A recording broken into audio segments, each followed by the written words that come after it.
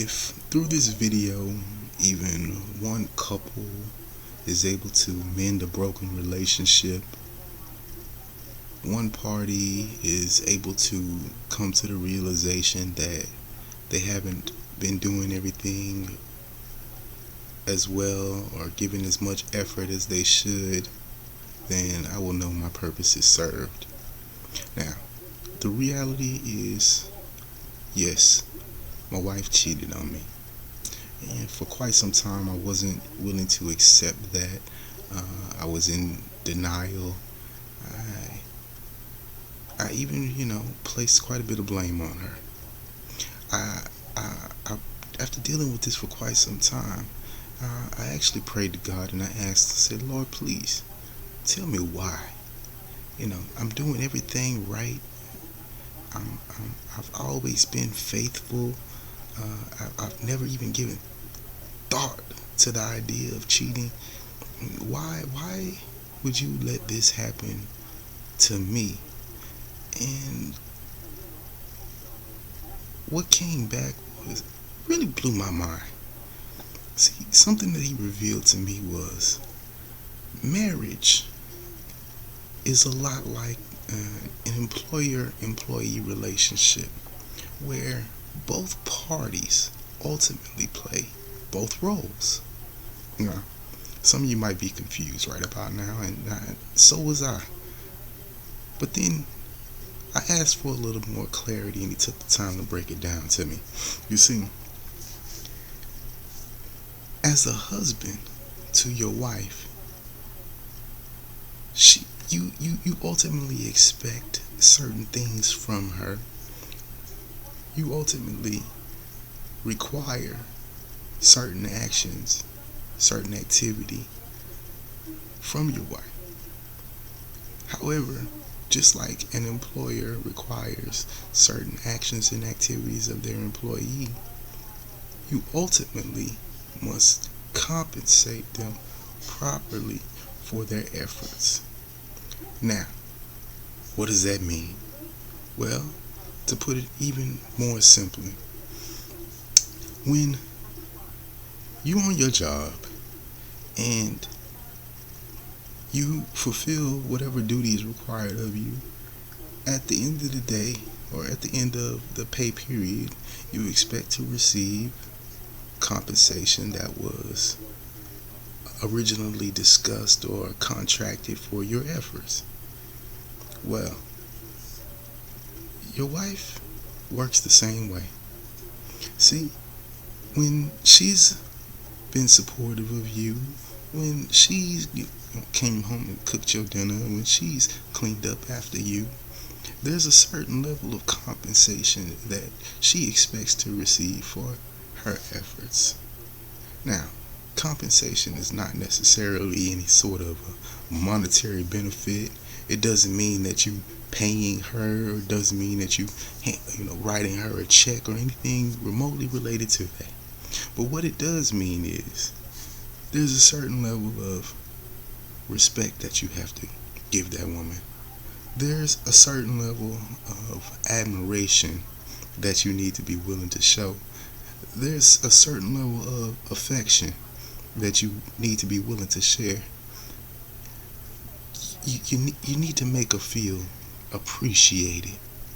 You need to make her feel like it's worth it to do all of these things.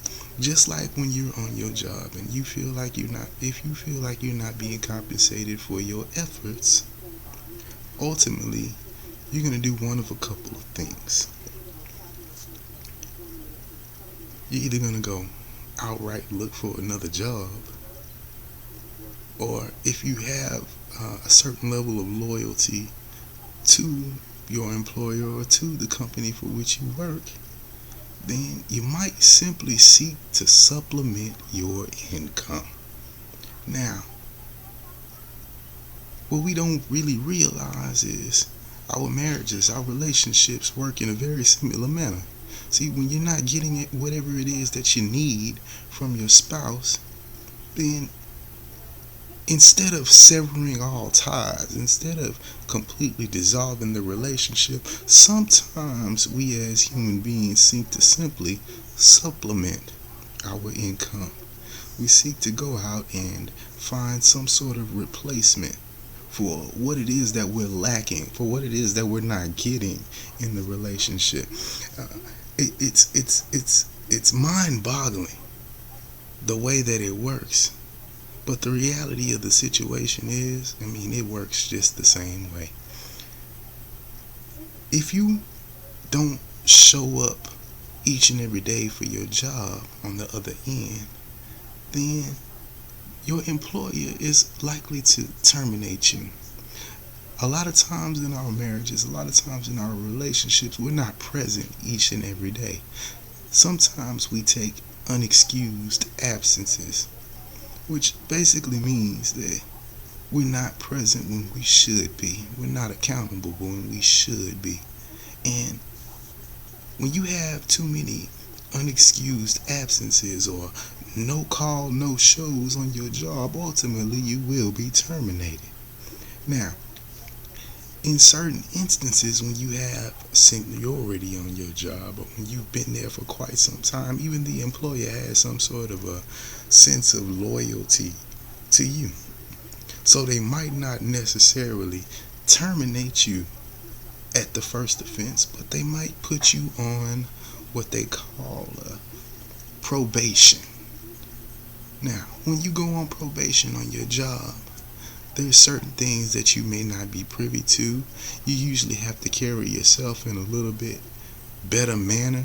You usually have to go above and beyond to show the employer that you really do appreciate the job and that you really do have a desire to maintain it, the job and in the relationship with the employer. Well, again, our marriages, our relationships, they work in a very similar manner.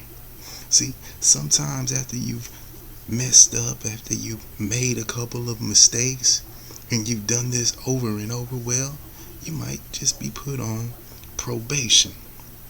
Now, while you're on this probation, well, honey might not show you as much affection as honey used to, but you still expected to go above and beyond the call of duty and showing honey that you appreciate honey, that you acknowledge honey's presence, that you realize you wouldn't be able to survive without honey. That's the reality of the situation, because you need honey, whether you realize it or not. And some of us are too dumb, too blind, too stupid, too egotistical to stop and realize that, hey, you know what? I do need you. See, a lot of times we don't realize it until it's too late. Like they always say, you never miss what you had until it's gone. And I was the very same way. I thought, again, that I was doing everything right. I told my wife, I loved her from time to time. I told my wife she was beautiful from time to time. But what I was ultimately doing was cutting corners and fooling myself. See, I didn't do it nearly enough, or as much as I should have or could have.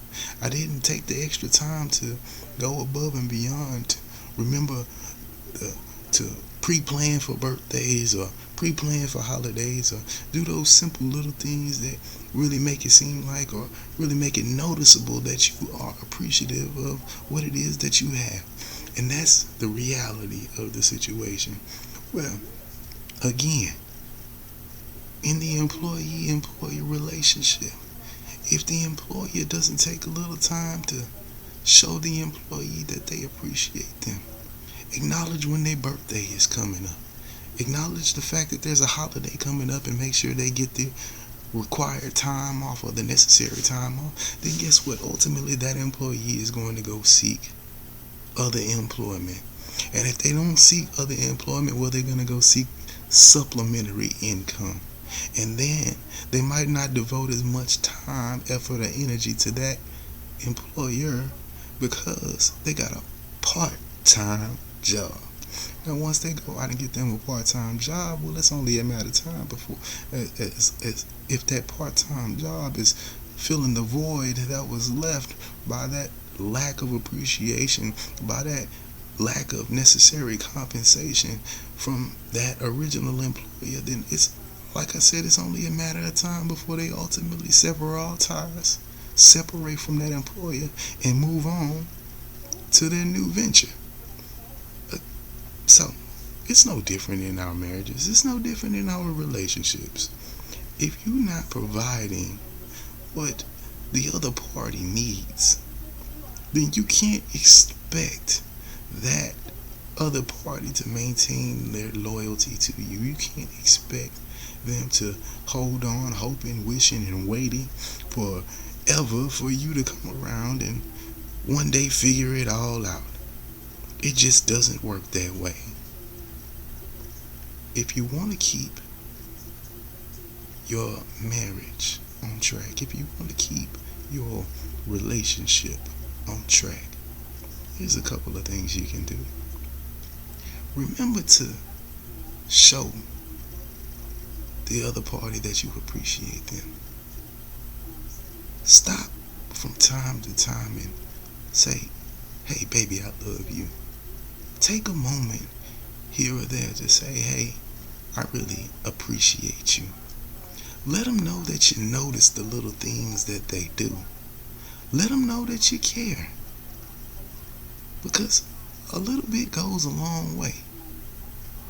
And if the other party brings grievances, listen. Adhere to them. Make the necessary changes. Because in this situation, in these relationships, in these marriages, we have to be willing to compromise. That's one of the biggest things. You might feel that everything that you're doing is right. You might feel that you got it all down pat. But the reality of the situation is, if the other party has any sort of a complaint or any sort of a grievance, then there must be something that you could be doing better. Or there must be something that you do have room to improve. Now, this isn't a perfect theory. I know that there's some people that no matter what, they will never, ever, ever, ever, ever be satisfied. They will never, ever, ever, ever, ever be happy. But if you do take the time to simply listen to the small things, to pay attention to the little things, to put in that extra little bit of effort, to go above and beyond, and be willing to compromise, then you stand a much higher chance of being successful in the long run. You stand a much higher chance of having that forever happiness, that 50-year marriage, that 50-year plus, that that real love that they talk about, or that they used to sing about in the songs, that grandma and grandpa had years and years ago. It's still out there. God ain't changed. He still means for marriage to be a forever kind of deal. One and done.